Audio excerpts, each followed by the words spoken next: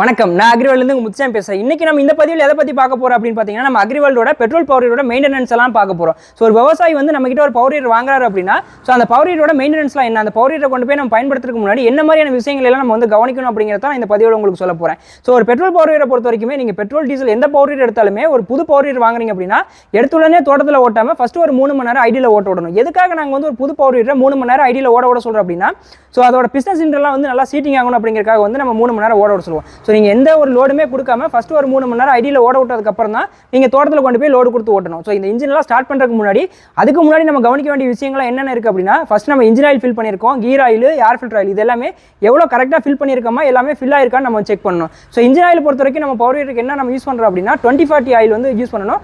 எவ்வளோ குவான்டிட்டி அப்படின்னு பார்த்தீங்கன்னா 650 ml வந்து நம்ம இன்ஜின் ஆயில் ஃபில் பண்ணணும். ஸோ அதுக்கப்புறம் கீர் ஆயில் அப்படின்னு பார்த்தீங்க அப்படின்னா 90 கிரேடு 1.5 லிட்டர் நம்ம வந்து ஆயில் ஃபில் பண்ணுற மாதிரி இருக்கும். ஸோ அதுக்கப்புறம் ஏர் ஃபில்டர் பொறுத்த வரைக்கும் 2040 ஆயில் 75 ml வந்து ஃபில் பண்ணணும். ஸோ இந்த ஆயில் எல்லாமே எங்கெங்கே நம்ம ஃபில் பண்ணணும், ஸோ நம்ம பவர் வீட்டில் எந்த இடத்துல ஆயில் ஃபில் பண்ணுற மாதிரியான ஆப்ஷன் கொடுத்துருக்கோம். ஸோ எவ்வளோ ஆயில் ஃபில் பண்ணணும், எப்படி சேஞ்ச் பண்ணுறது அப்படிங்கிறது நான் உங்களுக்கு சொல்கிறேன். இதுக்கு லெஃப்ட் சைடு பார்த்தீங்க அப்படின்னா இந்த இடத்துல உங்களுக்கு ஒரு ஆரஞ்சு கலர் கேப் தெரியும். ஸோ நம்ம இந்த கேப் கழட்டிட்டு தான் நம்ம வந்து இன்ஜின் ஆயில் ஃபில் பண்ணணும். ஸோ இந்த கேப்பை கழட்டிட்டு 650 ml 2040 ஆயில் வந்து இதில் ஃபில் பண்ணிக்கணும். ஸோ இது வழியாக நம்ம ஃபில் பண்ணிக்குவோம். ஸோ அதுக்கப்புறம் இன்ஜின் ஆயில் வந்து ட்ரைன் பண்ணுறது எங்கே அப்படின்னு பார்த்தீங்க அப்படின்னா, ஸோ அந்த பக்கத்துலேயே வந்து கீழே ஒரு சின்னதாக ஒரு போல்ட் கொடுத்துருக்கோம் பார்த்தீங்களா, நம்ம இந்த போல்ட்டை கழட்டினீங்க அப்படின்னா இன்ஜின் ஆயில் ஃபுல்லாக ட்ரைன் பண்ணிடலாம். அதுக்கப்புறம் நம்ம வந்து இன்ஜின் ஆயில் புது ஆயில் ஃபில் பண்ணிக்கலாம்.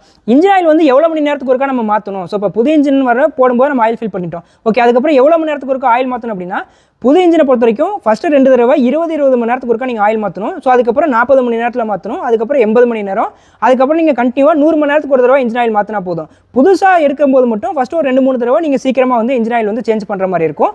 ஸோ இது இன்ஜின் ஆயில் மாற்றுறதுக்கான இது. அதுக்கப்புறம் கீர் ஆயில் எப்படி மாற்றலாங்கிறத பார்க்கலாம் வாங்க. இப்போ இன்ஜினோட ரைட் சைடு பார்த்தீங்க அப்படின்னா கியர் பாக்ஸுக்கான ஆயில் ஃபில் பண்ணுற இடம் கொடுத்துருப்போம். ஸோ இங்கே ஒரு கேப் கொடுத்துருக்கோம் பார்த்தீங்களா, இது வந்து கியர் பாக்ஸோட ஆயில் வந்து ஃபில் பண்ணக்கூடிய கேப். நம்ம இதை கழட்டிட்டு இதில் வந்து 1.5 லிட்டர் 90 கிரேட் வந்து ஆயில் நம்ம யூஸ் பண்ணணும். ஸோ இந்த கியர் பாக்ஸோட ஆயில் வந்து நம்ம ட்ரைன் பண்ணுறது எங்கே அப்படின்னு பார்த்தீங்க அப்படின்னா, அப்படியே கியர் பாக்ஸோட பாட்டம் சைடில் நம்ம ஒரு போல்ட் கொடுத்துருப்போம். ஸோ இங்கே ஒரு போல்ட் இருக்குது பார்த்தீங்களா, இந்த போல்ட்டை கழட்டி விட்டோம் அப்படின்னா டோட்டல் கியர் பாக்ஸோட ஆயிலுமே வந்து ட்ரெயின் ஆகிடும். ஸோ ட்ரெயின் பண்ணிவிட்டு நம்ம புதுசாக வந்து ஆயில் ஃபில் பண்ணிக்கலாம். இதுக்கப்புறம் இந்த கியர் பாக்ஸோட ஆயில் எவ்வளோ மணி நேரத்துக்கு ஒருக்கா நம்ம மாற்றணும். ஸோ ஃபஸ்ட்டு டைம் வந்துட்டு இன்ஜின் ஆயில் மாற்றும் போது 20 மணி நேரத்தில் மாற்றிடுங்க. அதுக்கப்புறம் எல்லா டைமுமே நீங்கள் 100 மணி நேரம் ஒரு தடவை கியர் ஆயில் மாற்றினாலே போதும்.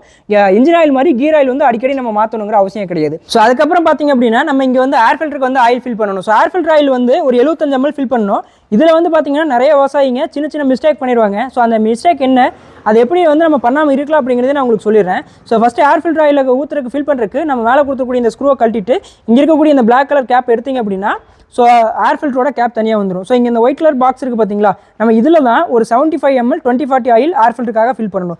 எதுக்காக நம்ம ஏர் ஃபில்டருக்கு வந்து பார்த்தீங்கன்னா ஒரு 75 ml ஃபில் பண்ணுற அப்படின்னா, ரொம்ப புழுதி காட்டில் ஓட்டுறீங்க, நிறைய புழுதி பறக்குது அப்படின்னா, ஸோ அந்த டஸ்ட்டெல்லாம் வந்து இங்கே ஃபார்ம் ஆயிடும், இங்கே வந்து ஸ்டே ஆகணும் அப்படிங்கிறக்காக தான் நம்ம ஏர் ஃபில்டர் வந்து ஆயில் போடுறோம். ஸோ இந்த ஆயில் வந்து எவ்வளோ மணி நேரத்துக்கு ஒருக்கா சேஞ்ச் பண்ணணும் அப்படின்னா, நீங்கள் ரொம்ப புழுதி காட்டில் ஓட்டுறீங்க அப்படின்னா வாரம் ஒருக்கா நீங்கள் சேஞ்ச் பண்ணலாம். இல்லை எனக்கு புழுதி காட்டெலாம் இல்லை, நார்மலாக தான் ஓட்டுற அப்படின்னா நீங்கள் மாதம் ஒரு தடவை சேஞ்ச் பண்ணலாம். நான் இதை வீடியோ சொல்கிறதுக்கு முன்னாடி என்ன சொல்லியிருந்தேன்னா, இதில் நிறைய சின்ன மிஸ்டேக் பண்ணாங்கன்னு சொல்லியிருந்த விவசாயிங்க என்ன பண்ணிடுவாங்க அப்படின்னா, ஸோ ஏர் ஃபில்டர் ஆயில் பொறுத்த வரைக்கும் இங்கே சைடில் பார்த்தீங்களா, இந்த பாக்ஸ் ஒயிட் கலர் பாக்ஸோட இந்த சைடில் மட்டும்தான் நம்ம வந்து 75 ml வந்து ஆயில் ஃபில் பண்ணணும். ஸோ நம்ம என்ன பண்ணிடுவாங்க சிலர் தெரியாமல், இந்த ஏர் ஃபில்டரோட இந்த ஹோல்ஸ் வழியாக உள்ளே ஊற்றிடுவாங்க. ஸோ இந்த சென்டர் வழியாக ஊற்றுனீங்க அப்படின்னா அந்த ஆயில் வந்து நேராக ஹெட் வழியாக பிஸ்டனுக்கும் மேலே போயிடும். ஸோ அப்படி போயிடுச்சு அப்படின்னா நீங்கள் திரும்ப ரீகாயில் வந்து இழுக்க முடியாது.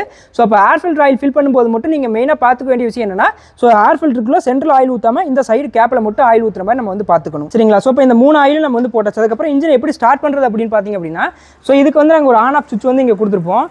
ஸோ இந்த இடத்துல பார்த்தீங்க அப்படின்னா ஒரு ஆன் ஆஃப் சுவிட்ச் இருக்குது. ஸோ இந்த சுவிட்சை வந்து நீங்கள் ஃபஸ்ட்டு ஆன் பண்ணிக்கணும். ஸோ இங்கே சுவிட்சை ஆன் பண்ணதுக்கப்புறம் இங்கே முன்னாடி பார்த்தீங்க அப்படின்னா கார்பரேட்டர்கிட்ட சோக் ஒன்று, அதுக்கப்புறம் வந்து பெட்ரோலோட ஆன் ஆஃப் வால்வு ஒன்று கொடுத்துருப்போம். ஸோ இங்கே கீழே பிளாக் கலர் இருக்கிறது வந்து பெட்ரோலோட ஆன் ஆஃப் வால்வு, இங்கே மேலே இருக்கிறது பார்த்தீங்கன்னா சோக்கு. ஸோ எப்பவுமே சோக்கு வந்து இப்போ சோக்கும் பெட்ரோல் ஆன் ஆஃப் வால்வும் இதுதான் பொசிஷன். இப்போ இருக்கிறது ஆன் பொசிஷனில் இருக்குது, இது வந்து சோக் ஆஃப் பொசிஷனில் இருக்குது. இப்போ இன்ஜின் நீங்கள் ஸ்டார்ட் பண்ணுறீங்க, உங்களுக்கு இன்ஜின் வந்து ஸ்டார்ட் ஆகலை அப்படின்னா சோக்கு மட்டும் இந்த பொசிஷன் கொண்டு வந்து வச்சுட்டு இன்ஜினை ஸ்டார்ட் பண்ணணும். இன்ஜின் ஸ்டார்ட் ஆன உடனே நம்ம திரும்பவும் சோக்கு வந்து பழைய பொசிஷனுக்கே கொண்டு போய் வச்சிடணும். அப்படி இல்லாமல் நீங்கள் சோக்கு ஆக்சுவலி இந்த பொசிஷனில் வச்சு ரன் பண்ணுறீங்க அப்படின்னா உங்களுக்கு வந்து ஆக்சிடென்ட் கொடுக்கும்போது இன்ஜின் வந்து ஆஃப் ஆக போகும். ஸோ இன்ஜின் பெட்ரோலோட ஆன் ஆஃப் வால்வும் சோக்கோட லிவரும் ஒரே பொசிஷனில் தான் இருக்கணும். ஸோ இதுதான் வந்து சோக்கும் பெட்ரோல் லிவரும் இருக்கக்கூடிய பொசிஷன். ஸோ இப்போ இன்ஜின் எல்லாமே நம்ம ஸ்டார்ட் பண்ணதுக்கப்புறம் எப்படி கியர் போடுறது, எப்படி நம்ம வந்து பவர் வீலர் மூவ் பண்ணுறது பார்க்குறோம். ஸோ இப்போ இங்கே இருக்க இந்த பவர் வீலர் பொறுத்த வரைக்குமே நீங்கள் எந்த கியர் போடும்போது எந்த கிளச்சி நம்ம பிடிச்சிட்டு தான் கியர் போடணும் அப்படிங்கிறது எதுவுமே கிடையாது. ஸோ நம்ம கியர் வந்து நார்மலாகவே அப்ளை பண்ணுறோம். ஸோ இதில் பார்த்தீங்க அப்படின்னா நம்ம வந்து ரெண்டு கியர் கொடுத்துருப்போம். அதாவது ஃபார்வர்டில் வந்து ஃபஸ்ட் கியர், செகண்ட் கியர், அதுக்கப்புறம் ரிவர்ஸ் கொடுத்துருக்கோம். ஸோ இந்த பவர் வீலர் பொறுத்த வரைக்கும் நீங்கள் இப்படி முன்னாடி தள்ளிங்க அப்படின்னா இது வந்து பவர் வீலரோட ஃபஸ்ட் கியர். ஸோ இப்படி சென்டர் வைக்கிறீங்க அப்படின்னா இது நியூட்ரல் கியர். இப்படி பேக் சைடு இழுக்கிறீங்க அப்படின்னா இது வந்து second gear. So first gear வந்து கொஞ்சம் ஸ்லோவாக போகும், செகண்ட் கியர் வந்து கொஞ்சம் ஃபாஸ்ட்டாக போகும். ஸோ நீங்கள் கியர் போடும்போது எந்த கிளச்சுமே நீங்கள் பிடிக்க வேண்டியதில்லை, நீங்கள் டேரெக்டாக கியர் வந்து அப்ளை பண்ணலாம். ஸோ கியர் போட்டதுக்கப்புறம் நம்ம பவர் வீலரோட லெஃப்ட் சைடில் இங்கே ஒரு ரெட் கலர் ஹேண்டில் கொடுத்துருக்கோம் பார்த்தீங்களா. ஸோ இது என்ன அப்படின்னா இதுதான் வந்து கிளச் லிவர். ஸோ இந்த கிளச் லிவர் நீங்கள் பிடிச்சிங்கன்னா மட்டும்தான் வந்து வண்டி மூவ் ஆகும். இப்போ இன்ஜின் ஸ்டார்ட் பண்ணுறாங்க, இன்ஜின் எல்லாமே ஸ்டார்ட் ஆயிடுச்சு. ஸோ ஆனால் வண்டி மூவ் ஆகாது. வண்டி மூவ் ஆகணும், நம்ம பவர் வீலர் வந்து களவட்டணும் அப்படின்னா ஸோ இந்த லெஃப்ட்டில் கொடுத்துருக்கக்கூடிய இந்த கிளச்சை வந்து நீங்கள் ஃபுல்லாக வந்து ஹோல்ட் பண்ணிங்கன்னா மட்டும்தான் வண்டி வந்து மூவ் ஆகும். எதுக்காக நம்ம வந்து இந்த கிளச்சை பிடிச்சா வந்து போகிற மாதிரி நம்ம கொடுத்துருக்கோம் அப்படின்னா, ஸோ இப்போ ஒரு விவசாயி புதுசாக பவர் வீலர் வாங்குறாரு.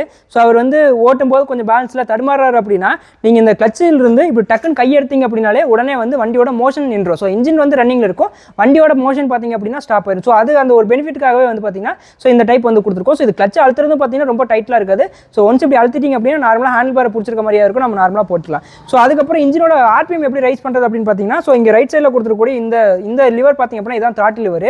ஸோ நமக்கு இன்ஜின் வந்து எவ்வளோ வேகம் போகணும், எவ்வளோ ஸ்பீடாக போகணுங்கிறது எல்லாமே நம்ம இதில் தான் கண்ட்ரோல் பண்ண போகிறோம். ஸோ நீங்கள் எந்த அளவுக்கு இப்படி வந்து த்ராட்டில் கொடுக்குறீங்களோ அந்த அளவுக்கு உங்களுக்கு இன்ஜின் வந்து வேகமாக வந்து போகும். ஸோ இவ்வளோ தான். ஒரு புது பவர் வீலர் வாங்குறீங்க அப்படின்னா நம்ம ஃபஸ்ட்டு செக் பண்ண வேண்டியது இன்ஜின் ஆயில், கீர் ஆயில் எல்லாமே கரெக்டாக போட்டிருக்கோமான்னு செக் பண்ண போகிறோம். ஸோ அதுக்கப்புறம் வந்து ஸ்டார்ட் ஆகலை அப்படின்னா சோக் போட்டு ஸ்டார்ட் பண்ண போகிறோம். எல்லாமே முன்னாடி இங்கே இருக்கக்கூடிய சுவிட்சை வந்து ஆன் பண்ணிவிட்டு நம்ம ஸ்டார்ட் பண்ண போகிறோம். இதுதான் ஒரு பவர் வீலர் வாங்கினீங்கன்னா நீங்கள் ஃபஸ்ட்டு ஸ்டார்ட் பண்ணுறதுக்கான இன்ஸ்ட்ரக்ஷன்.